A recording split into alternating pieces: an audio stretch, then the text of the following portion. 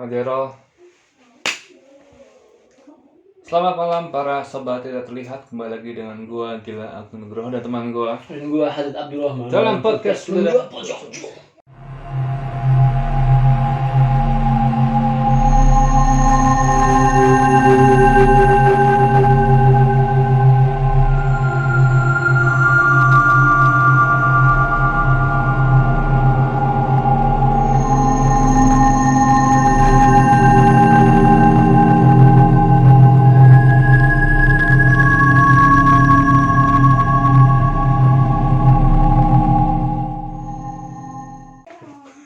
sama sekali. Kayak lama gak ini coy. Kali ini kita ada di segmen reguler. Mau reguler gitu maksudnya. Kenapa jadi rancu ini? Reguler. Oh iya benar juga ya. Wah, Gilang ini emang penemu sejati dia nih. Penemu apa? Penemu sejati. Kok bisa? Iya, reguler. Oh tiba-tiba aja. Ya gitu. itu aja. Tiap sudah terlihat. Kok udah gitu aja? Oh, lagi gimana? Makasih dulu. Makasih dulu, siap. Nah, tadi kita udah memberitahuan segmennya. Sebelumnya kita pengen makasih dulu untuk para sobat tidak terlihat yang sudah mendukung Ludah Pocong dengan cara mensubscribe YouTube-nya ataupun memfollow daripada sosial media Ludah Pocong, terutama di Instagram ya. Nah, untuk kalian, ini kita lagi ada PO merch. Sebelumnya, kalau misalnya kalian ingin memberikan Ludah Pocong bantuan secara material, kalian bisa saja langsung mengklik link traktir di description box di bawah. Dari situ kalian dapat memberikan kita pundi-pundi kekayaan kalian. Betul. Ayo, mari.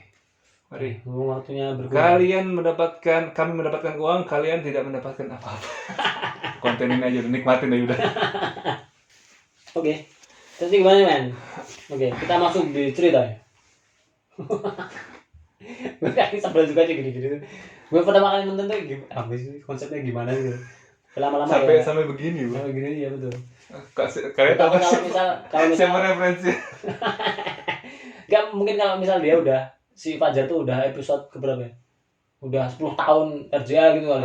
Kan semakin berumur kan. Sampai sakit pinggang gue. Nah, gue yakin lama-lama ada endorsean ini Oskadon. Oh, alah. Oskadon? Macam iya. Anda bisa tap in ke kontennya RJ5. Nah, bisa sangat bisa. Kita masuk di segmen Tapi dia tap ini juga Oskadon FC. Sebelum kita lanjut. Oskadon FC ya? Waduh, ya Allah, mau jadi bola, Bro. Enggak, Oskadon FC? Oskadon pancen. Oh iya. Enggak, nama obatnya Oskadon apa? Oskadon doang. Oh, enggak ada embel SP atau Enggak ada, coy. Oskadon doang. Oh iya, ya udah. Kenapa tiba-tiba jadi SP? Nah, gue inget aja iklannya. Kayaknya yang versi kombonya itu yang paling kuat ada SP-nya deh. Oh, mungkin kali ya. Formulanya lebih kuat. Minum Oskadon SP ya.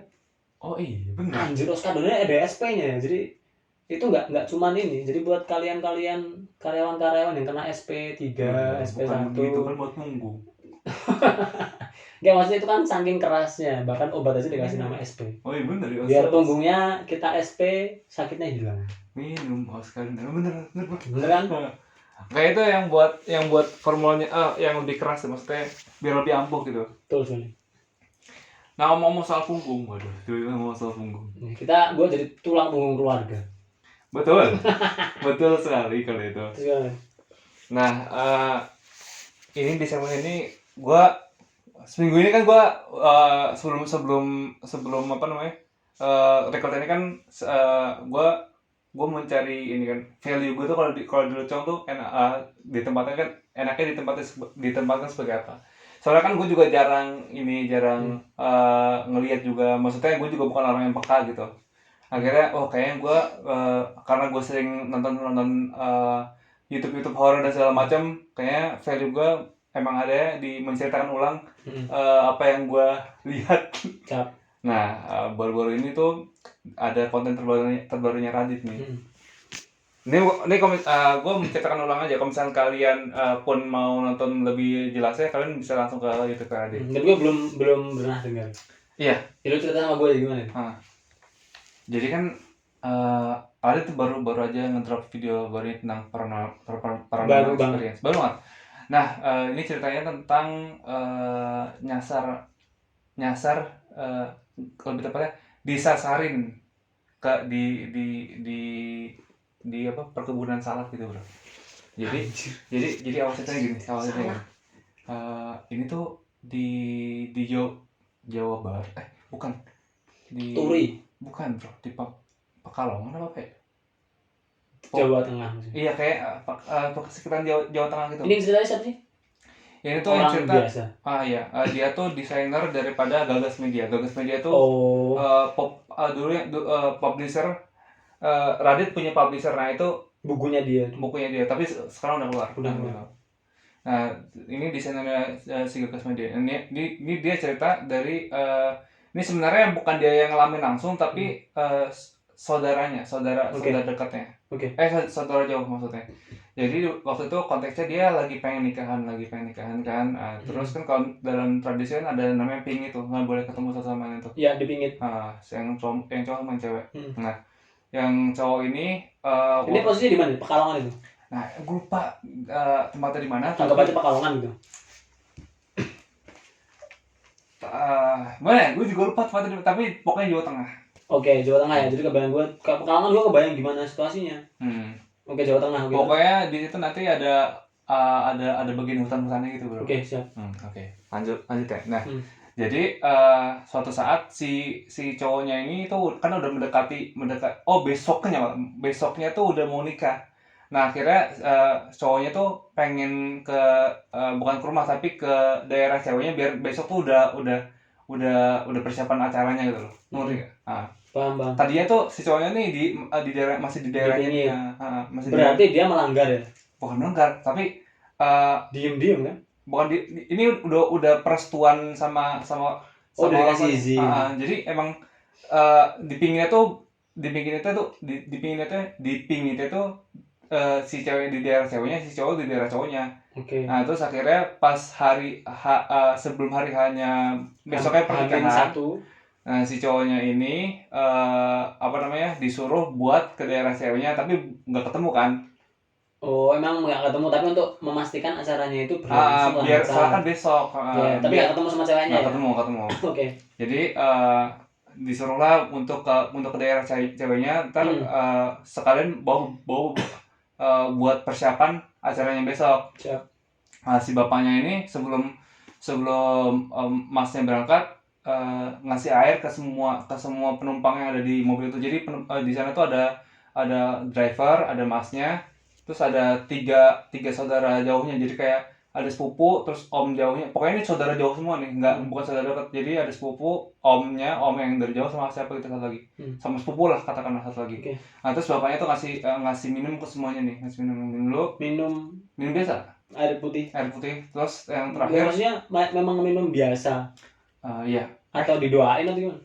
Air yang sudah didoakan. Oh, air yang sudah didoakan. Semua. Itu berarti waktu mau berangkat jam berapa? Malam. Itu malam. Malam. Jamnya ada info. Aku lupa, tapi pokoknya malam itu. Itu singkatku tuh malam. Siap. Kasih minum semua air yang udah didoain. Terakhir di sisanya tuh disiramin ke mobilnya. Oh, berarti itu posisi minum sebelum masuk mobil ya? Sebelum masuk mobil. Terus airnya disiramin ke mobil. Terus pesan dari ayahnya, kalian setelah sampai Tegal apa ya? Ya, Tegal Pekalongan tuh deketan. Kayaknya deh. Iya. Kalau misalnya udah sampai Tegal, jangan balik lagi. Jadi tetap di sana aja, nunggu besok. Jadi tuh si sopirnya ini abis udah bawa pengantinnya, suruh dia mesti balik lagi ke daerah awal buat ambil borongan yang lain. Jadi ada dua rombongan. Ini rombongan awal nih, si pengantin pria dan beberapa orang tadi tuh rombongan awal. Oke. Nah, itu kesana ya. Oh, berarti supirnya tuh juga nggak boleh balik. Nggak boleh. Pokoknya besok baliknya besok pagi aja buat ngambil rombongan selanjutnya. Ngerti nggak? Oh, harus pagi. Pagi, nggak boleh malam. Oh, oke. Padahal acaranya besok. Jam? Nggak tahu, pokoknya besok. Nikahan normal sih ya, pagi sih. Oh, berarti mepet gitu ya? Kayaknya, tapi pokoknya nggak boleh balik malam gitu. Terus? Akhirnya udah berangkat. Terus akhirnya tibalah mereka ngelewatin satu hutan yang katanya emang hutan itu angker lah. hutan itu angker. Terus Alas Roban mungkin. gue nggak tahu nih di mana hutannya, tapi pokoknya hutan itu cukup angker. Terus Tapi hutannya emang hutan salak. bukan, itu nyasarnya nyasarnya di perkebunan salak, tapi untuk hutannya ini masih hutan Masih hutan biasa. Hutan biasa, jadi sini tebing, sini tuh jurang gitu. Iya. Masuk hutan, terus masuk hutan, si masnya bilang kayak mereka berhenti di pinggir jalan. Masnya ini pengantinnya? Bukan, si mobil ini berhenti di pinggir jalan untuk untuk pipis. Yang mau pipis adalah supirnya. Supirnya mau kencing, berhenti pinggir jalan. Siap. Berhenti di pinggir jalan. Terus si masnya bilang, si pengantin cowoknya bilang, Mas ini di depan dikit lagi kalau nggak salah ada pom bensin, udah pipis di sana aja. Dan di sini tuh jangan sembarangan. di sini tuh angker. Dia udah bilang gitu. Iya, dia udah bilang kalau hutan sini tuh angker.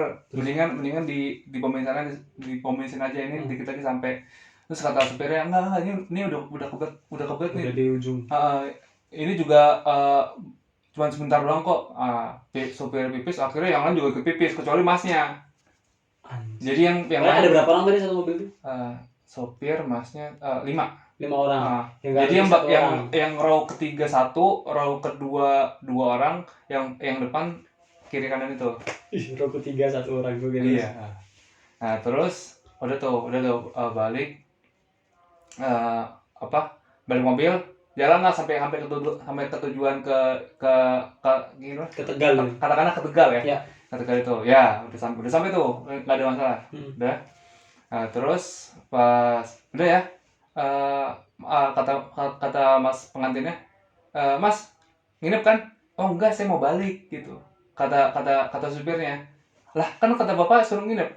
Enggak, ini kalau misalkan enggak, ini bisa kok, saya balik lagi terus buat ngambil rombongan selanjutnya. Dia tetap pengen menyelesaikan malam itu. Pengen nyelesaikan malam itu juga buat ngambil penumpang selanjutnya. Ya udah deh, hati-hati Mas gitu. Ya udah berangkat. Nah terus udah tuh si pengantin cowoknya tuh udah tuh ngebantu buat mempersiapkan buat besok. Nah terus pas udah agak malaman kayak jam 9 jam 10, orang tua dari ceweknya apa saudaranya gitu bilang ke cowoknya, Mas ini tidur ya, soalnya besok kan soalnya acaranya besok, jadi tidur cepet ya. Terus kata si cowoknya, saya belum bisa tidur kalau misalkan saya belum dapat kabar dari sepupu saya. Sepupu dia yang di rumah? Iya, enggak, yang lagi di mobil. Bentar. Supir ini balik berapa orang? Jadi dia tuh cuma nurunin si pengantin. Anjir. Yang lain pada balik. Dia balik berempat itu. Berempat itu. Tak kira sendiri sih. Berempat. Iya kan 5 orang sama pengantin. Berempat. Mereka balik berempat. Oke, terus. Sebelumnya si pengantinnya bilang, nanti kalau misalnya udah sampai sini kabarin ya. Kalau udah mau deket rumah lah, katakan kabarin. Terus akhirnya nggak ada kabar juga nih. Terus akhirnya ditelepon lah tuh si sepupunya. Kamu di mana? Mas, ini aku nggak tahu di mana. Tapi yang jelas depanku sungai, belakangku kebun salak. Depanku sungai, belakangku tuh kiri kananku kebun salak semua nih Mas. Terus, waduh itu di mana? Nah itu nggak bisa maju, nggak bisa mundur. Nggak, pas kita kayak udah di sini nih, nggak bisa di stuck. Terus ini coba Sherlock, Mas ini nggak bisa Sherlock, nggak ada sinyal sama sekali. Kita cuman ini aja nelfon pakai data. Pakai pulsa itu. Pakai data. Pakai pulsa. Pakai pulsa, sorry, pakai pulsa. Oh iya, yang ngabarin dia duluan, si sepupunya. Sepupu telepon. Bukan si pengantin prianya. Si sepupunya telepon kayak gitu. Kita nih nggak tahu di mana, tapi clue-nya tuh kebun salak. Depan tuh udah jadi sungai. Jadi kayak kalau nggak salah tuh kayak jembatan apa tapi bawahnya tuh sungai gitu. Jam berapa itu? Itu udah jam 10 jam 11-an gitu lah. Oke. Pokoknya udah malam. Terus akhirnya, waduh ini gimana caranya? Ini gimana nih? Terus akhirnya si cowoknya ini konsultasi sama yang keluarga yang ada di sana. Akhirnya dia terus eh, kakak cowok dari si pengantin ceweknya sama tantenya si ceweknya kalau nggak salah, niat buat kita cari di desa sekitar sini kayaknya ada beberapa tempat kebun salak. diduga seperti itu. Iya, tapi ternyata pas mau berangkat si cowoknya bilang aku mau ikut dong. Kan akhirnya melanggar pinggir toh, Malah bertemu ya. malah bertemu karena Ini akhirnya parah. enggak, karena Oke. soalnya keadaannya juga udah rada chaos gitu kan. Iya. Tapi yang tahu ini tuh si masa juga pandai buat ngejaga keadaan nih. Jadi dia ngomongnya ke beberapa orang yang menurut dia bisa dipercaya buat nggak bikin gaduh suasana gitu kan. Akhirnya ketemu akhirnya mereka berempatnya menjalankan misi rahasianya lah. Coba apa tadi? Berempat ini termasuk calon istrinya. Iya. Anjir, berarti cewek 1 cowok 3. Enggak, ceweknya 2, istrinya sama si tantenya, cowoknya 2. Oke, kakaknya ceweknya. Terus akhirnya mereka nih menuju satu desa yang kayaknya nih apa? Iya. yang diduga kuat kayaknya tempatnya di sini. Nah, soalnya di sana kebun salaknya cukup banyak. Nah, jalan menuju desa itu kayak melewati hutan juga gitu. Oke. Hutan kiri kanan. Nah, terus sebelum masuk hutannya ini yang di belakang tuh si cowok sama mereka bawa mobil. Mereka bawa mobil. Si pengantin cowok di depan.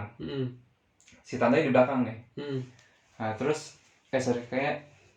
kayaknya sih pengantin cowoknya di belakang deh ya. Pengantin cowoknya di belakang satu row sama si tantenya. Oke, berarti calonnya di depan. Calon ceweknya di depan. Nah. Terus nah, untuk menuju desa itu tuh masuk ke rada hutan itu kan. Nah, sebelum masuk gapura si tantenya bilang sama si cowoknya bisik-bisik, tapi nanti kalau kita udah masuk hutannya, kamu sebisa mungkin jangan bereaksi apapun ya. Maksudnya tantenya bilang ke calonnya. Mau bilang ke cowoknya. Soalnya tantenya tuh bisa ngeliat. Dan cowoknya tuh bisa, tapi kadang-kadang doang. Oke. Dia juga sensitif tapi nggak sensitif banget gitu. Jadi cuma beberapa kadang-kadang doang. Jadi kata dia ini pas masuk hutannya itu tuh gelap kan, Pas masuk tuh semua jenis hantu ada di sana. Dari yang bagus, dari yang jelek, dari yang aneh. Pokoknya itu tuh kayak genderuwo gede gitu, kunti pocong tuh semuanya ada lengkap. Jadi kayak dan selama jalan tuh mereka ngeliatin mobil kayak gitu. Jadi pada diliatin mobil gitu, luas gitu. Okay. Terus sampai akhirnya mereka berhenti di satu gubuk di satu rumah gitu. Mereka berhenti di depan rumah tanpa mereka sadari kalau rumah itu ternyata kosong kan sebenarnya. Okay. Tapi mereka karena udah kebawa suasana kan, karena udah panik mikirin ini, jadi mereka nggak sadar kalau misalnya rumah itu kosong. Rumah itu bukan gubuk. Rumah. Jadi kayak sih itu kayak di pinggiran hutan gitu di rumahnya. Oh, udah di pinggir. Jadi mereka berhenti, terus tanya lagi, ini kamu di mana? Ini ada kru apa lagi? Enggak mbak, ini cuman tahu itu doang. Terus akhirnya ini gimana ya caranya? Sebelumnya tuh mereka tuh pengen ke desa itu, tapi ternyata desa itu jalannya tuh longsor, men. Oke. Jadi jembatan itu longsor dan longsor sebenarnya itu bisa dilewatin, tapi cuma bisa dilewatin sama truk yang gede. Longsorannya itu. Kalau misalnya mobil kecil itu nggak bisa. Soalnya pas jalan menuju desa itu udah longsor, terus di belakang mereka tuh ada truk beneran, ada truknya bisa terus jadi kayak jalur darurat gitu lah buat truk, jadi cuma buat truk doang. Terus pas udah ini gimana caranya, terus akhirnya mereka mikir gitu kan, ini gimana caranya. Terus tiba-tiba pas lagi mikir gitu, si tantanya tuh teriak, masuk gitu kayak semuanya, masuk buru masuk mobil. Kenapa tuh nggak masuk? Pas masuk semua, terus berarti itu mereka sempat keluar mobil buat kayak oh Nyari-nyari. mau cari-cari nih jalannya kemana nih, jalannya kemana. Itu posisi truknya udah lewat berarti ya? Udah lewat, udah berhasil nyebrang ke sebelahnya. Oke, terus? Pas udah masuk, semua udah masuk, terus tiba-tiba boom, kayak di atas mobil kayak kayak di kap mobil kayak boom gitu loh. Ada yang nepak. Nggak ada yang kayak ada jatuh dek gitu. Kayak ada yang turun. Kayak terus kontaknya jalan buru jalan gitu. Akhirnya mereka jalan. Nah ini kan ini udah mau ngarah keluar hutan nih. Ini jadi pas mereka jalan tuh depannya tuh ada turunan terus naik gini. Jadi turunan jembatan gitu yang cuma bisa buat satu mobil, terus naik gitu. Pas event kayak bunyi bok itu mobil udah mulai terasa berat tuh. Oke. Nah, jadi pas turun, remnya belum. Waduh. Terus Akhirnya, jadi dan bagusnya si sopirnya juga nggak panik kayak, aduh remnya belum nih. Oh gimana nih mas? Tenang masih bisa. Jadi diakalin dengan mundurin gigi kan. Iya. Jadi berat giginya kan. Jadi akhirnya dia turun pelan, pas mau menanjakan baru gitu, naik nggak naik kan. Akhirnya keluar dari hutan terus ke minimarket. Terus sebelum masuk minimarket si tantenya bilang, "Bentar, tunggu. Jadi mereka nunggu selama 15 menit baru baru keluar. Kalau tantenya mereka tuh masih nunggu di atas. Mereka. Jadi emang ada. Jadi ternyata rumah itu sudah kosong selama 27 tahunan. Terus 17 pokoknya 17 tahun pokoknya emang rumah itu bagi masyarakat desa emang udah angker karena udah lama nggak dihuni. Dan yang kata masnya dia juga sempat sekilas ngeliat kalau misalkan penghuni di sana tuh lebih kuat daripada yang di hutan karena penghuni itu bertanduk man, iblis. Yang di rumah itu. Jadi bentuknya kayak genderuwo terus kuntilanak tapi ada beberapa yang ada tanduknya gitu. Terus akhirnya udah dan ternyata pas ini udah beli minum dan segala macam. Ini gimana nih enaknya nih? Udah deh kita. Udah jam berapa waktu itu? Udah malam pastinya tuh. Berapa besok nikah loh? Jam 10-an pasti, nggak ngerti. Ini jalannya kan longsor. Udah kita nggak ada pilihan lain selain kita balik lagi aja dulu ke rumah. Nah jadi pas balik ke rumah, kan balik ke rumah tuh itu jalannya satu arah tuh yang ngelakuin turunan juga. Pas turunan yang tadi. Turunan tadi. Dan lewat rumah yang tadi. Iya. Pas turunan yang balik remnya bisa jalan. Tiba-tiba bro. Enggak bro. Anjir, terus remnya bekerja kembali. Sudah selamat sampai tujuan ke rumah.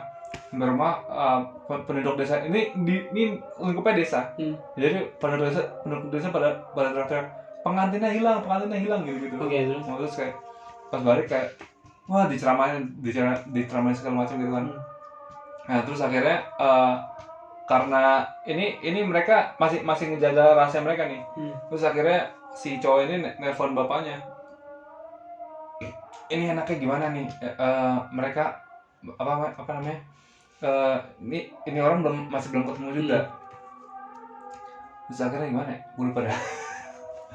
Pokoknya tuh akhirnya menjelang subuh tuh baru dia tuh bisa ngelihat clear ini di mana gitu. Ini orang yang tersesat tadi. Jadi si orang tersesat ini baru bisa ngasih clue tambahan selain daripada kebun itu. Dan akhirnya ini kayaknya di sini nih. Dan ternyata benar di dekat desa itu. Jadi mereka cuma deketan sama desa itu. Sebenarnya emang jadi tempatnya tuh desa terus kebun salak. Nah, di ujung dari kebun salak itu tempat mereka nyasar. Pokoknya gue lupa gimana, akhirnya mereka ditemukan dan bener, jadi mereka tuh bener-bener stuck. Dan ngeluarinnya pun pakai ekskavator nggak bisa. Jadi mesti narik manual pakai orang gitu. Gitu. Dan itu kan itu udah saking rapetnya. Pas mereka mundur pun spion mereka kena pohon gitu. Kena pohon. Kan kalau logikanya misalkan lo masuk spion lo nggak kena, lo mundur juga spion lo nggak kena dong. Nah itu udah. Akhirnya mereka ditemukan Dan kalau cerita Maksudnya mereka ditemukan tuh mereka dapat jalan sendiri apa ditemukan warga? ditemukan warga bantu nyari, jadi warga sekitar sana bantu nyari. nyariin, dan akhirnya ketemu mereka tuh. Oke. Dan ketemu dikeluarin. eh itu sebenarnya masalah udah keluar dari sana. Nah, tapi cerita dari yang ngalamin, mereka bilang sebenarnya pas kita balik tuh kita kayak jalan biasa aja, nggak ngelewatin apa gitu, kayak jalannya mulus aja. Tapi tiba-tiba itu berhenti terus, lah kita kok di sini gitu. Oke. Jadi mereka bilang ya mereka jalan lewat jalan biasa kayak terang gitu, lampu-lampu gitu. Tiba-tiba jedak lah di sini kita. Gitu. Jadi benar-benar. Oke. Kayak bis pahala kencana gitu. Iya. Yang di apa? Yang dia di Purwo. bukan di Jawa Tengah kok. Yang kata mau dekat rumah Alif tuh. Oh. Batang apa ya? Alas Batang apa? Aku lupa apa kayak gitu juga dari pahala kencana. Terus habis itu dia tuh jadi nikah.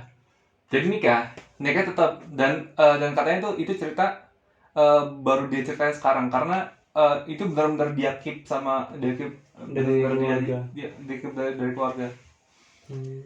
Gitu bro. Sebenarnya ada detail-detailnya itu lebih serem soalnya, tapi gue lupa kan. Jadi kalau misalnya kalian para sobat lihat, mendingan nonton ke YouTube-nya Raditya Dika.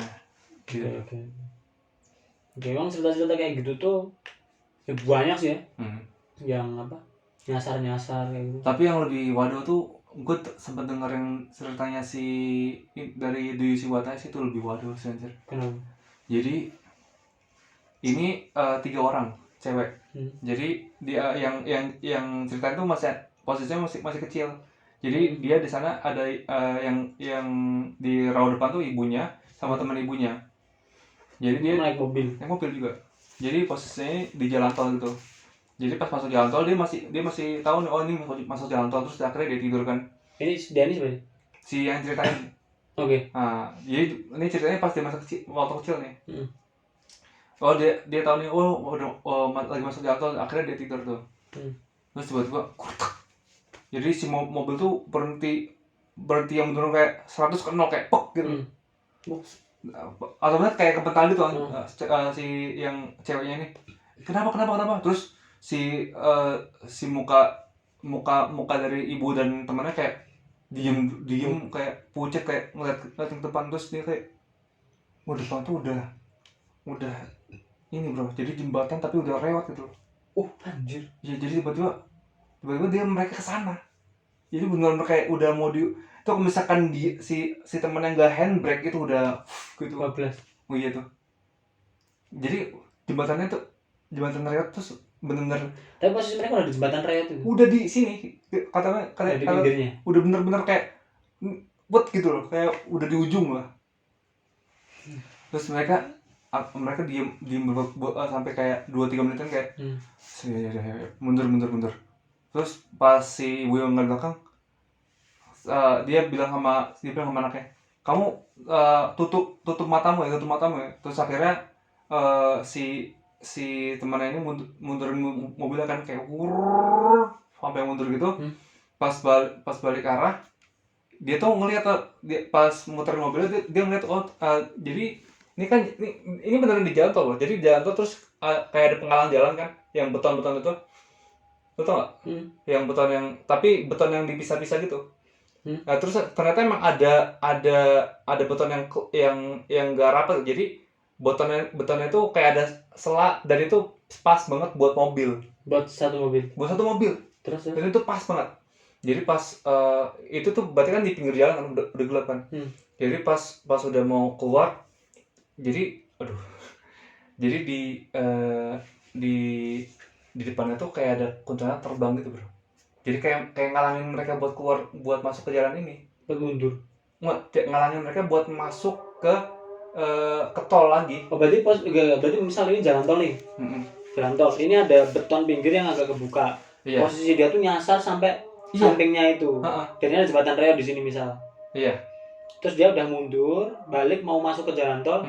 Ini ada yang terbang. Iya. Kayak udah matang gitu. Terus kayak temannya kayak ini gimana? Udah tabrak. Akhirnya jalan, bos beneran kayak nabrak kuntilanak ya. Tapi pas udah mau deket sama buat masuk ke jalan tol lagi, terus dia rada pelan buat masin kan. Dan itu bener-bener pas banget sama size-nya mobil, size mobil. Lu bayangin kan lagi di jalan tol, bro. Tiba-tiba kok bisa dan itu kan kecepatan tinggi gitu di jalan tol. Bisa tiba-tiba masuk belok patah gitu. Patah ini nggak mungkin kan. Pokoknya mereka akhirnya keluar dari tol, terus melipir buat menangin diri lah ke warung gitu.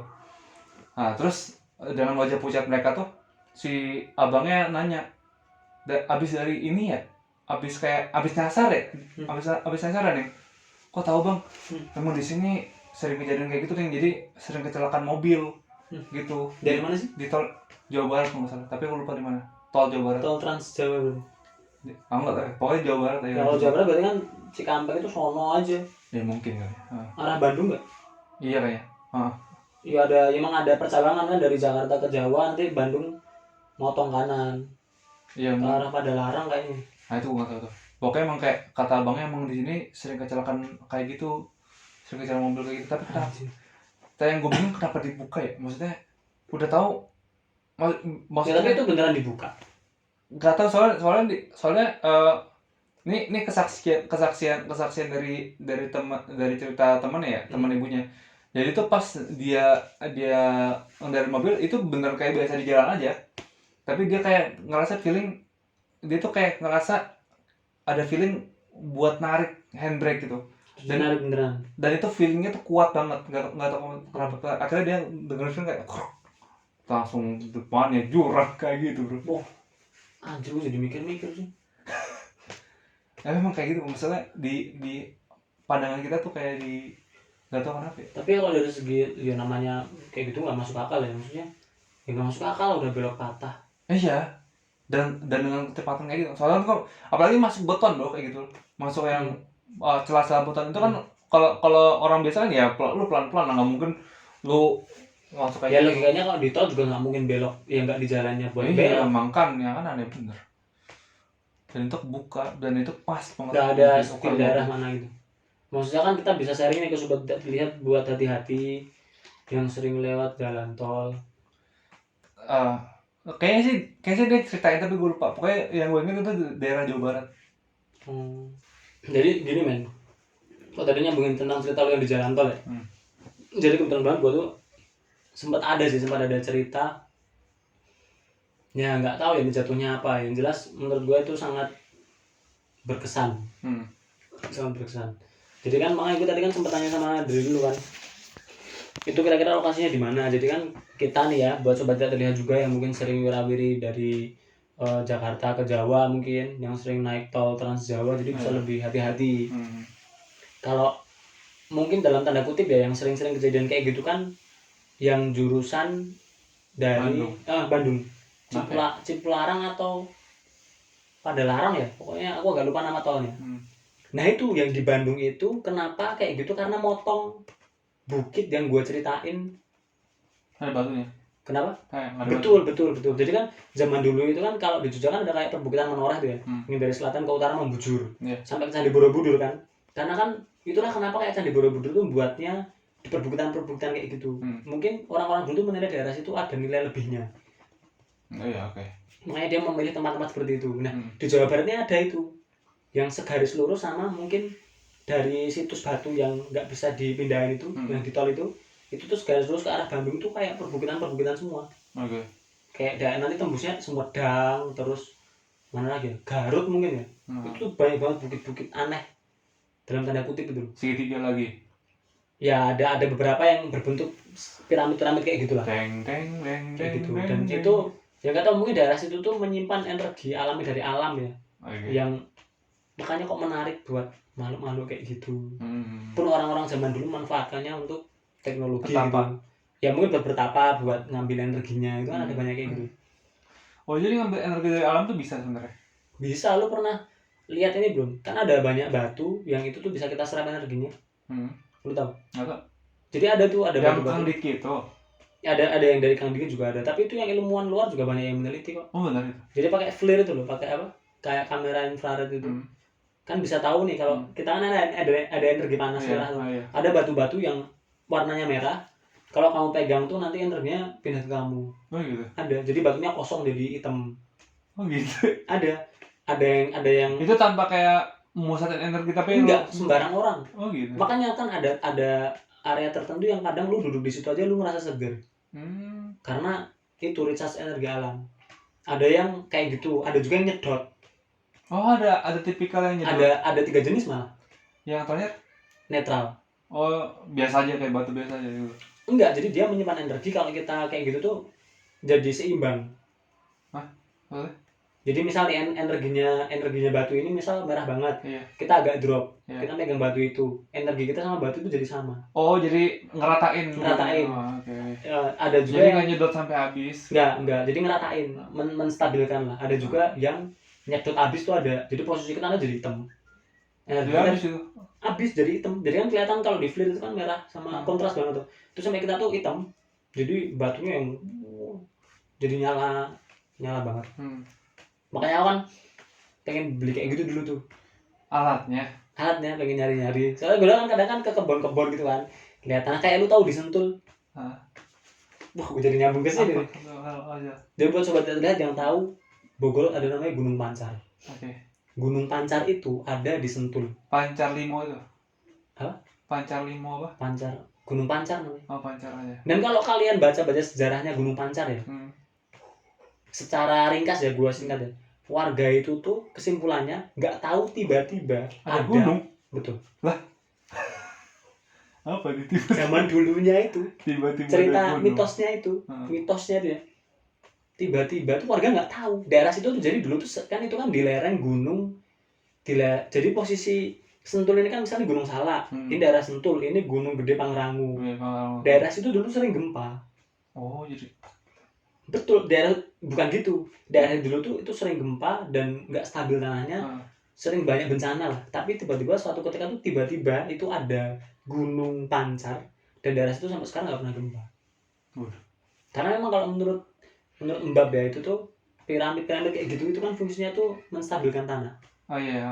Itu dibangun dan itu tuh menstabilkan tanah jadi nggak ada gempa untuk menetralisir. Iya. Dan biasanya ada kayak gunung, fungsinya kayak gunung kan? Betul. Mereplika fungsi gunung. Kalau fungsi gunung tuh sebenarnya kan intinya kan menguatkan kaki-kaki benua. Iya. Kalau fungsi gunung menguatkan kaki benua. Nah biasanya tuh ada pasangannya. Piramid kayak gitu bisa ada pasangannya. Ada 3 biasanya. Itu untuk mengelilingi, menstabilkan tanah di suatu gunung. Jadi kan satu gunung nih. Biasanya ada 1, 2, 3 di beda-beda arah. Nah itu gue sempet penasaran nyari-nyari gitu. Dan batu-batu di daerah Gunung Pancar itu ada energinya. Apa? Ada energinya. Gue nggak tahu karena belum beli. Tapi batu-batunya itu lempeng. Maksudnya? Lempeng datar gitu. Datar? Lempeng datar gede-gede banget. Datar tapi gede? Jadi kayak tertanam gitu. Tertanam tapi datar. Tertanam. Lu tau gak sih kayak misal lu jalan di tanah tiba-tiba ada batu nongol. Bukan tiba-tiba udah ada batu itu tapi emang batu itu kayak setengahnya tertanam di tanah tapi satunya menyembul gitu kan. Iya. Nah itu batunya datar. Kok datar sih? Datar rata. Maksudnya tidak bulat, tidak bergelombang tapi datar. Tipis. Enggak tipis, besar kayak dipotong gitu. Oh, kayak dipotong. Kayak dipotong. Ya emang buat pengrajin kali. Buat pengrajin batu kan, ambil batu. Kayaknya sih enggak. Soalnya itu masih bentuk gede banget, coy. Masih segede truk, guys. Udah bentar. Itu gede banget anjir. Masih segede truk, banyak banget di situ dan ada yang lumut-lumut gitu. Itu bahaya banget ya sobat itu terlihat. Dan semuanya kayak datar gitu. Enggak semuanya, ada beberapa yang kayak porak-poranda itu. Kayak porak-poranda. Kayak gitu. Gue sebenarnya pengen masuk ke tema-tema itu tapi kadang aku tuh masih ngerasa aku harus memulai dari mana. Karena saking luasnya temanya. Saking banyaknya temanya itu ya. Pokoknya nyambung di situ, gue sempet balik ke cerita tol tadi ya. Jadi ya waktu itu kan sering bolak-balik Jogja Jakarta. Dan waktu itu perjalanan kan rombongan sebenarnya, kita rombongan tapi karena udah selesai nih dari Bandung ke Jakarta terus balik ke Jogja. Kan bawa mobil sendiri toh. Iya. Aku tuh waktu itu 4 orang bawa mobil sendiri. Udah misah rombongannya. Udah pencar gitu lah, udah misah. Ya udah kita jalan sendiri. Nah, itu kejadiannya setelah dari Batu itu. Kan ada di tol yang Batu Mitos nggak bisa dipindah itu. Setelah itu lewat hujan deras banget, bahkan pandangan lampu jauh mobil itu paling cuma 3-5 meter. Jadi memang saking derasnya tuh sampai nggak apa namanya, nggak kelihatan depannya kayak gitu. Nah di sela-sela itu karena itu udah capek kan, Iya. tidur. Dan waktu itu temanku yang nyetir itu kan emang jatahnya dia nyetir, dia emang nggak berani kencang, paling 80, 70, 90-an kan, itu nggak terlalu kerasa kayak gitu. Iya, betul.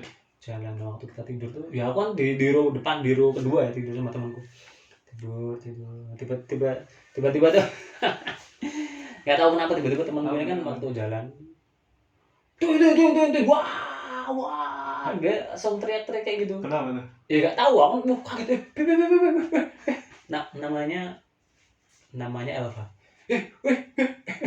Bro, stop mikir. Penampakan bukan? Nggak tahu aku baru kan kaget, aku bangun tidur. Akhirnya aku minta minggir jalan pelan-pelan. Nggak berhenti, kita nggak berhenti. Minggir di Kenapa nggak berhenti sih? Nggak tahu, kayak takut aja kalau berhenti. Takut tiba-tiba jalan lagi nggak di jalan gitu. Waduh. Lihatnya kayak yang gitu, ceritanya kayak gitu kan, kadang kita tuh juga kepikiran kayak gitu men. Oh iya. Lihat, bayangin ya, lu naik mobil di tengah hujan, kamu lihat sekeliling aja, itu tuh nggak bisa lihat, ya cuma lihat hitam gitu loh, tau gak sih? Waduh, iya sih, serem juga ya. Ya serem kan? Jadi kayak kamu tuh ada di alam lain gitu loh. Iya betul. Jadi kayak kalian tuh jalan ini bener jalannya nggak sih, nggak tahu ya, karena ngikuti marka aspalnya. Sering kadang ditolong kayak gitu tuh. Itu ya udah, ternyata sambil jalan pelan-pelan kita kan bangun semua tuh, masih deg-degan kan, serius itu. Ya kan sobat tidak pasti habis itu pasti nggak tidur kan? Kenapa? Habis itu nggak tidur kan? Nggak, habis itu nggak bisa tidur. Kita kan takutnya ada apa, kecelakaan atau apa gitu kan, nyawa coy. Jadi serem banget habis itu. Kenapa dia masih masih menggeh-menggeh gitu. Habis itu piye, kenapa kalau gantian aja, ngantuk.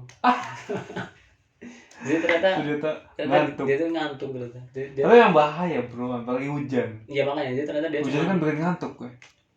Dan mungkin karena ya dia jatahnya nyetir, soalnya yang udah kan digilir kan kayak gitu. Dan capek juga kan, Dan mungkin capek betul, dia ngantuk, akhirnya dia berulah seperti kayak gitu kan, ngeselin juga ya. Aku aja ngantuk-ngantuk nggak pernah kayak gitu. Lo kalau ngantuk itu gimana biar tetap bangun? Nggak bisa, kalau gitu jangan dipaksa bro. Akhirnya lo melipir gitu. Mending tapi tidur. Iya. Mungkin 5 menit gitu, bangun lagi nggak apa.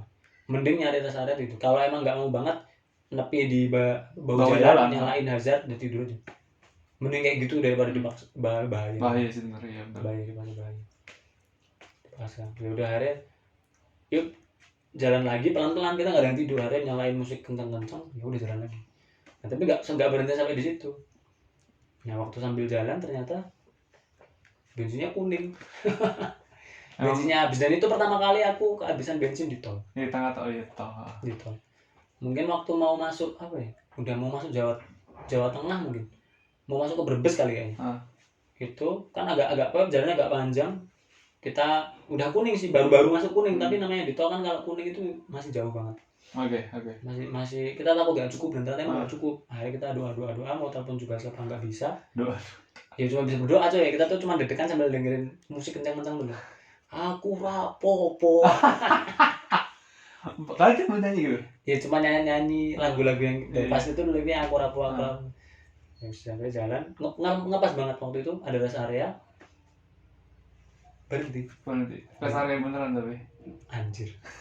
Rest area beneran. Nah tapi nggak berhenti di situ. Mobil berhenti kan, akhirnya kan kita turun, 2 orang bawa payung minta tolong.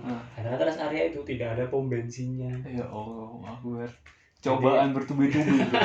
Ya akhirnya kita, tapi ada petugas tol kan situ, minta tolong di direct ke situ. Akhirnya ya udah, dia beliin bensin keluar. Petugas tolnya 1,5 jam kita menanti, bisa makan. Untungnya yang penting kita udah ketemu orang lah, udah kan. Sambil nunggu hujan reda kan. Ya udah pergi balik. Nah itulah kita mendapatkan semua uang kita habis. Dinaikin mesti. Iya, jadi biaya kayaknya 2 kali lipat, paling 280.000 full. Bisa sampai mau 500-an ya, 500 mau 600. Kayak gitu. Tapi itu emang pasti dinaikin tuh pasti tuh. Maksudnya soalnya kan mereka nyari juga tuh keluar. Betul, gitu. Dan 1,5 jam. Betul. Kayak gitu. Itu pengalaman ya bisa dibilang yang enggak horor, tapi gimana ya? Horor bro itu. Horor mental kali ya, karena menyangkut keselamatan gitu. Bayangin misalkan lu bensin lu habis terus lu nggak nemuin rest area itu gimana ceritanya? Mungkin ya kalau pagi tuh. enggak, kalau posisi tenang wih, nggak bisa ya. Nunggu pagi bro. Kalau enggak ada harapan lain juga selain nunggu pagi. Apa? Karena kadang ada petugas yang patroli. Oh ada. Kadang ada. Oh. Kadang ada beberapa jam sekali. Biasanya dia nyamperi yang mogok-mogok gitu. Oh gitu. Kenapa gitu? Kadang gitu. Oh ada ya ternyata. Ada petugas patroli ada. Patroli. Tapi kalau ngomongin kayak gitu kan, gua ini ya tadi kan sempat bilang mau cerita sesuatu gila. Nah ini tentang kalau ini ke rumah sakit sih Mas. Jadi kebetulan banget baru bahkan tadi nggak yang kemarin. Jadi kan kebetulan itu tadi kan lu kerja gimana sih? Iya, jadi kejadiannya ini adalah di rumah sakit jiwa pertama di Indonesia. Di mana tuh? Di Bogor. Oh di Bogor, di sini. Lu tahu rumah sakit Marzuki Mahdi? Nggak tahu. Ulang tahun Bogor kemarin. Iya. Oh itu. Sampingnya lagi rumah sakit. Nah itu. Okay. Jadi itu RSJ pertama di Indonesia yang sekarang masih RSJ, tapi ada tambahan jadi RSU. RSU. Dan itu, wah, aku di situ tuh 2 harian. Ngapain? Bantu ngurus temanku. Kenapa temanmu? Tadi kan temanku kan opnam. Iya. Kena DBD dia opnam. Nah, aku kan bantu ngurusin kamar dan seterusnya. Iya. Nah, disitulah gua baru mendapatkan banyak pengalaman baru. Seperti? Jadi gini kan, ya ini mungkin random cerita aja. Itu kan namanya bangunan rumah sakit itu kan besar. Ya bayangin aja, rumah sakit jiwa pertama di Indonesia. Gede dan itu posisinya kalau kalian lewat depannya itu emang udah kayak modern. Tapi ternyata yang baru itu cuma bangunan depan. Oh, belakangnya tua semua. Belakangnya masih asli semua. Oh iya.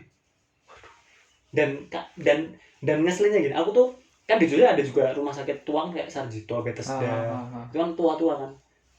Tuanya rumah sakit umum itu ternyata berbeda dengan tuanya rumah sakit jiwa. Dan lu tahu gak sih vibrasinya rumah sakit jiwa itu? Gue belum kesana jadi nggak tahu. Kalau rumah sakit umum paling kan serem, serem, cukup serem, sudah selesai diseram. Kalau rumah sakit jiwa itu seram ada, feel creepy ada, terus feel aneh, piye gitu kayak gak nyaman aja gitu. Betul, gak nyaman dan auranya itu kayak menusuk psikologimu. Oh gitu. Tahu sih kayak menyerang itu psikologi kita. Kayak gitu jadi. Dan kalau dari segi bangunan ya, paling kan kalau bangsal rumah sakit Sarjito, Bethesda itu kan paling satu kamar misal ada isinya itu 5 kasur, 5 ranjang. Ada skat-skatnya kelas 3. Nah, di sini kelas 3 itu nggak kayak gitu. Jadi lu tahu ruangan zaman Belanda yang besar? Bangsal yang gede. Bangsal gede, jendelanya 2,5 meter, 3 meter. Besar-besar. Bangsalnya ada banyak banget. 1, 2, 3, 4, 5, 6, 7, 8. Jadi kalau misal lu bangun kayak lu pernah nonton film Rumah Sakit? 13. Enggak, lu pernah nonton film yang isinya tuh ada di rumah sakit jiwa zaman dulu gak sih? Enggak tahu. Belum pernah ya? Belum. Paling rumah sakit jiwa tapi yang luar negeri. Bukan beda sih Indonesia. Jadi kalau bayangan di Indonesia kan gitu, bayangan ruangannya besar, jendelanya besar, ada banyak ranjang, semua pasiennya terikat. Diikat beneran? Dipasung?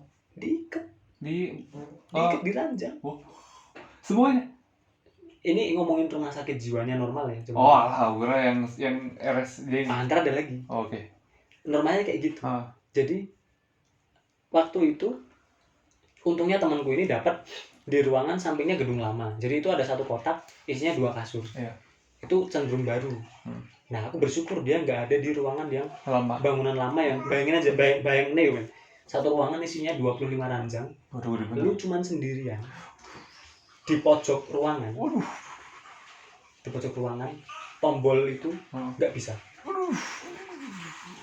Biasanya kalau rumah sakit modern kan misal satu bangsal ada perawat di tengah.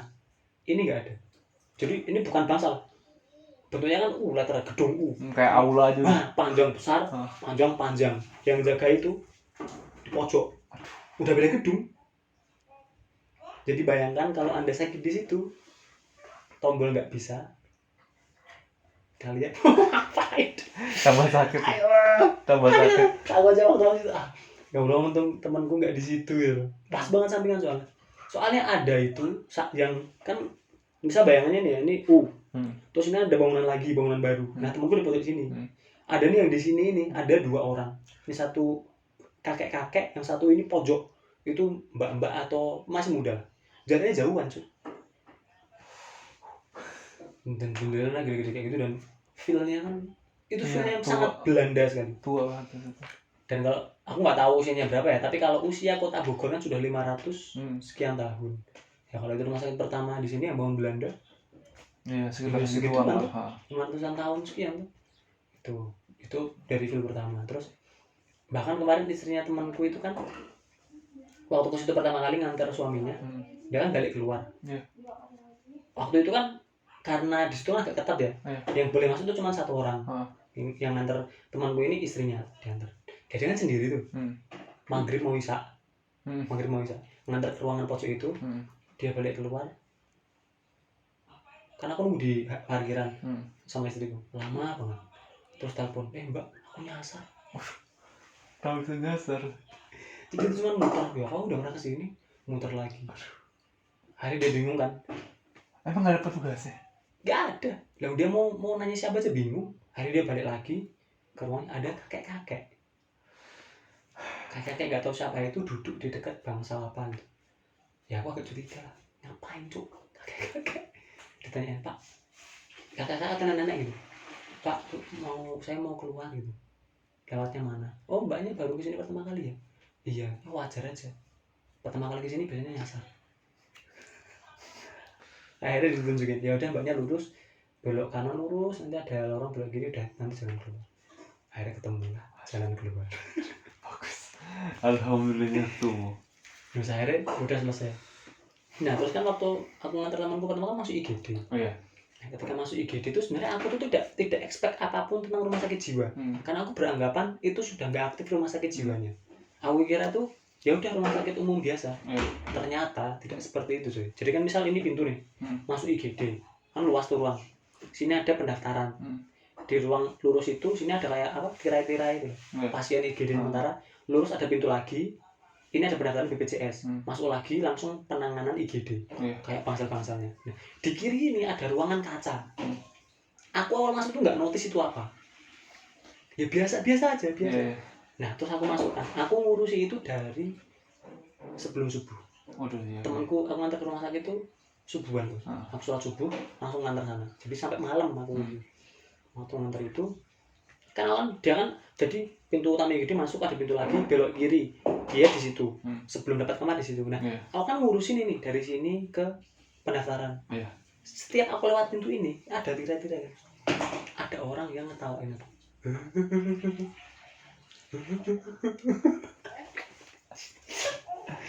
Iya, keriki banget bro. Tapi aku sampai malam tuh nggak nyadar. Apa sih? Nggak, tak kira tuh ada orang nunggu. Tak kira tuh ada apa? Ada pasien di situ, ada keluarganya saling bercanda. Aku kira seperti itu, Cok. Aku ketika nyadar creepy itu malamnya malahan. Dia tetap ketawa gitu. Enggak, jadi nyadar itu malah temanku. Oh lah. Karena kan sendiri tuh. Hari malam kan temanku yang tadi tuh kan bantu aku ke situ. Nah, dia kan ikut masuk tuh. Bantu ke IGD. Nah, waktu ngurusin tuh lah pas temanku tuh pas aku kan dari masuk aku keluar kan. Itu kamu lihat itu gak sih? Apa sih? Coba kamu lurus nengok kanan. Oke, aku coba lakukan. Aku masuk lagi, temanku balik lagi, aku waktu jalan. Berarti kalau aku masuk nengok kiri ya? Kamu masuk nengok kiri. Anjir. Dia lihat. Jadi posisinya ya ranjang. Ada orang terbaring. Diikat ya. Diikat semua.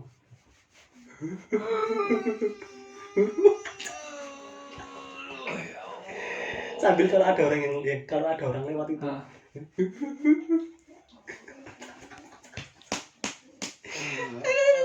Baca ya Allah. Ya Allah, ini bukannya aku gimana? Maksudku itu pengalaman pertamaku bertemu dengan pasien rumah sakit dan maksudnya itu feelnya tuh men, aura itu beda men. Beda. Creepy serius. aku astagfirullah kalau ini keluar. Dari situ aku kepo kan. Dari situ aku kepo. Nah akhirnya kan temanku udah dapat kamar. Iya. Udah nganter temanku dapat kamar. Masuklah ke kamar yang pojok tadi itu. Nganter malam-malam ke pojok. Nah kan 2 orang tuh sama temanku yang itu yang tadi dianterin. Habis nganter balik lagi. Nah balik lagi itu kan emang Nyasar. enggak nyasar, itu jam berapa? Jam 10:30 atau jam 10-an gitu. Oke. Enggak nyasar, udah tahu jalannya. Cuma itu dari feel-nya rumah sakit. Sangat mantap sih. Sangat mantap. Sepi emang. Enggak ada orang, Des. Udah tutup soalnya. Udah tutup. Tapi dia dimasak sendiri apa Sendirian. Sendirian tuh. Dan di sana tuh enggak tahu ya, mungkin karakteristik rumah sakit jiwa. Jadi misal gini, ini ada satu bangsal kotak, sini ada lorong, sini ada bangsal lagi. Nah, di setiap perbatasan itu tuh ada pintu kaca berlapis-lapis. Oh, nggak tahu tuh buat apa. Kalau analis aku ya nggak tahu ya. Antara itu dulu buat COVID atau untuk menangkal biar nggak kabur. Iya betul. Jadi misal lu masuk pintu ada kaca, pintu lagi, masuk lagi ada pintu lagi. Kayak berlayar gitu loh. Iya. Kayak gitu. Mungkin untuk menangkal biar nggak kabur. Oh iya, bisa gitu posisinya. Analis aku ya. Nah, itu pas balik. Nah, pas balik ini kan aku kan langsung lewat ke IGD. Nah, aku baru nyadar itu. Jadi misalkan gini kan pintu depan IGD masuk ada kayak kaca-kaca yang aku nggak tahu tuh. Itu memang buram. Kanan kan pendaftaran lurus lagi. Nah, lurus terus itu tuh ada pintu langsung ke rumah sakit dalam. Nah, aku kan berarti lewat dari situ tuh keluar. Nah, pas aku posisi keluar dari keluar tuh ternyata di sini ada cermin bening. Jadi bisa lihat dalam.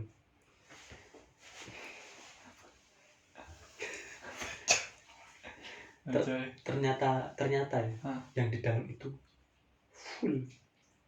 full kayak tadi.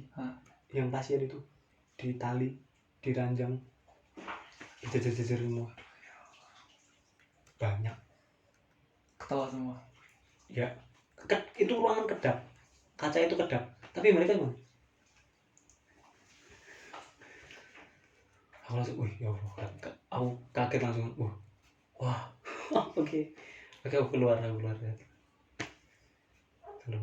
Nah, terus ada itu creepy. Terus abis itu kan orang tuanya kan datang, orang tua teman gue ini. Karena udah di luar kan nggak ada kartu apa-apa, mau masuk kan izin satpam. Itu malamnya kan aku pengen masuk lagi, nyari alasan kan, bawa barang lah atau apa. Karena aku pura-pura tanya satpam, meskipun udah tahu kamarnya, aku tanya di satpam gerbang depan. Pak, mas saya mau antar apa namanya, pakaian punya teman saya. Di mana? Ruangannya Antasena. Antasena nomor 2. Antasena nomor 2. Aku bilang gitu kan, bapaknya langsung, aduh. Lu tau gak sih, kayak malas gitu. Masnya udah tahu lokasinya? Aku pura-pura kan. Belum. Aduh. Serius. Kayak ngeluh gitu. Betul kayak ngeluh. Habis itu, ya udah mas. Tak kira dia tuh mau nemenin aku. Ternyata sampai di gerbang itu masnya, sini mas, tak kasih tahu. Lurus, belok kanan lurus, nanti ada gerbang belok kanan masnya sampai. Ya Allah, Pak. Akhirnya lo sendirian juga. Enggak, itu aku 2 orang. Aku 2 orang tuh, 2 orang sama temanku ngantar. Yang tadi itu, ngantar.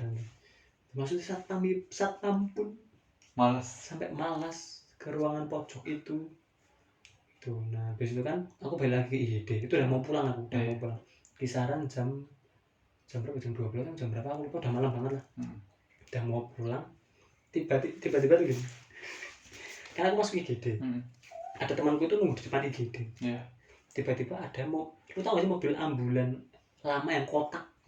Tapi ini kayaknya tuh emang khusus buat rumah sakit jiwa, kayak buat ngangkuti orang yang agak gangguan jiwa. Itu gaji. Betul. Tiba-tiba berhenti depan IGD. Itu dibuka. Yang supirnya itu dibuka, ada yang keluar. Nah pas keluar ini 2 orang itu masih muda. Satu awul-awul, tapi masih ya kayak orang biasa, tapi agak nggak kerawat, satunya agak kerawat. Nah mereka ini ngobrol kan. Nah teman-temanku ini kan jongkok tuh. Nggak nyadar tuh siapa. Nggak tahu kalau itu tuh pasien. Pokoknya tiba-tiba teriak-teriak tuh. Si pasien ini. Teriak-teriak, kok kaget kan, kayak ngamuk itu langsung. Yang satpam pada lari semua, langsung dipegang ini, udah masuk, tarik masuk. Wah, dimasukin gitu langsung. Jadi temanku kan shock kan lama. Iya. Parah aja. Ya aku cuma lihat, oh gitu. Nah terus yang terakhir tuh closingnya ya sebelum aku balik gitu. Aku juga baru tahu. Aku sudah mau pulang, ada orang bawa mobil, anak-anak muda tuh, 3 atau 4 orang tuh, bawa temennya cewek 1. Aku nggak lihat teman ceweknya itu masuk, tak kira tuh mereka orang normal mau jenguk pasien, masuk. Nah kok tiba-tiba itu, aku kan misal ini pintu IGD, ini parkiran mobil, pintu IGD. Mereka kan antar apa parkir mobil masuk, aku udah di luar itu di dekat mobil. Tiba-tiba tuh, buak, pintu tuh kayak ketabrak tuh, buak, pintu buka ada yang lari, cewek lari. Cewek. Tapi lu tahu larinya nggak? Gimana sih? Lu tahu Titan? Titan Tahu. yang Iya. Gitu bro. Aduh ya Allah Akbar. jadi kayak ngangkat kayak gitu ya. Aduh ya Allah sampai senyum. Senyum tuh, anjir. Masa aku tidak expect apapun. Aku misal aku ini mobil nih, aku posisi di sini, aku kan senderan, aku nunggu temanku. Itu misalnya gede, terus brak, langsung ada yang pintunya buka, langsung ada 3 orang, 4 orang ngejar, satpam tuh, dipegang, anjir, Aduh pusing. langsung dibawa masuk kan, dipegang, dibawa masuk, nggak tahu dia teriak apa, bawa masuk saya, aku penasaran tapi masuk, aku ikut masuk ke IGD lagi, Ya Allah paling penasaran tuh. Masuk kan, temen belum datang nggak masuk, dia dipegang, udah mbak di sini aja, di sini tempat aman, ditenangin sama susternya. Dan tiba-tiba tuh kan misal aku, ya jangan aku deh, misal ini yang gangguan, ya dia tuh aku mau pergi tiba-tiba sini ada satpam, emang agak cakep sih, tiba-tiba langsung saya terima nikahnya. Ya kasihan ya. Nah ya makanya udah mbak ditenang hari ditidurin, diikat juga. Maksudnya setelah itu, wah, oke. Tapi gini, menurutku ya, kita lama ada di tempat kayak gitu, jujur aja itu mengganggu psikis. Iya lah. Maksudnya aku jadi ngerasa piye gitu. Jadi makanya abis itu, oke aku pulang. Udah selesai aku pulang. Tuh, jadi ya selain tempatnya horor, kayaknya kalau Hoax itu kan ada residual Mungkin ya. Karena pasti itu banyak sejarahnya. Betul. Dan sebenarnya kasihan aku lihat kayak gitu. Dan lu tahu nggak sih men, ada bangsal anak. Aduh kasihan. Bangsal anak, kasur di tiap kasur di atasnya deh ada rantai. Rantai gitu. Rantai. Misalnya kasur ada rantai. Aku nggak tahu, mungkin itu dulu Dipasang lah apalagi. betul. Itu makanya wah. Makanya emang ini banget sih. Pengalaman yang sangat berharga kalau jadi tahu kayak gitu. Soalnya tahu dulu kan sempat apa namanya? Ke psiko Somatis. kan ada psikolog juga tuh. Jadi itu kan ada beberapa orang yang mungkin masih ringan gitu. Jadi tahu tempat ini tuh ya aku jadi lebih bersyukur sih, pokoknya aku jadi lebih bersyukur terus ya jadi tahu gitu. Iya. Terus ada satu momentum yang aku tuh sampai nangis. Apa bro? Jadi waktu nunggu di IGD itu, ini sambil sharing aja ya buat sobat lihat. Jadi ada ibu-ibu, bapak-bapak, itu 3 motor. Satu ini ada bapak-bapak sama ibu-ibu gendong bayi. Bayi kayaknya umurnya paling belum ada setahun nih, paling 5 bulan atau 6 bulan. Masih kecil banget. Tolong. Dia masuk IGD. Kenapa bu? Kenapa? Sama perawat. Ini tolong, ini sesak. Bayinya sesak. Keselak katanya. Ya Allah kasihan banget. Ditidurin. Aku kan lihat dari agak jauh kan, paling ada jarak 10 meteran lah di sisi sana situ misal. Di alat-alat tuh dipompa. Aduh, kenapa ya kan? Aku nggak berani dekat, tapi banyak yang berani dekat. Selang 5 menit 10 menit.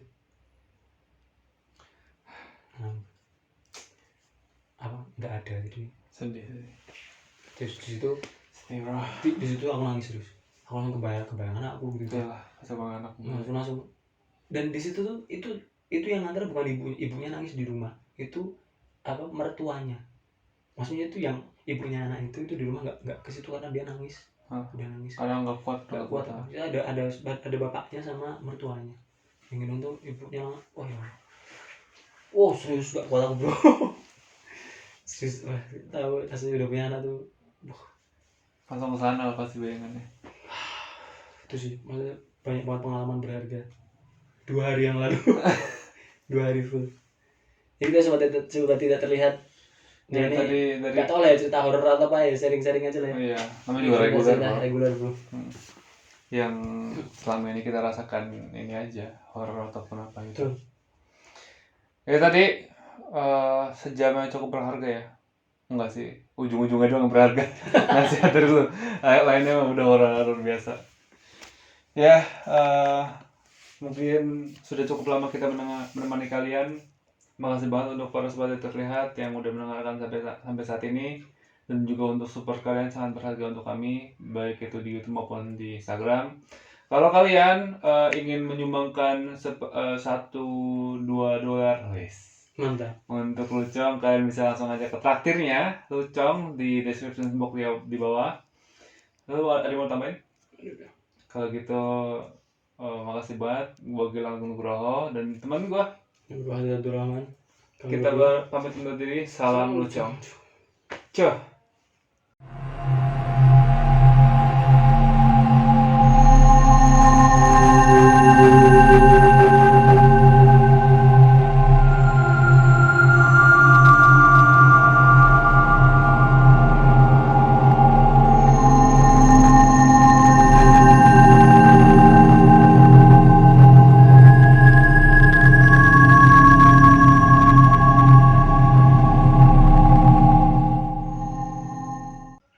Saya terima nikahnya.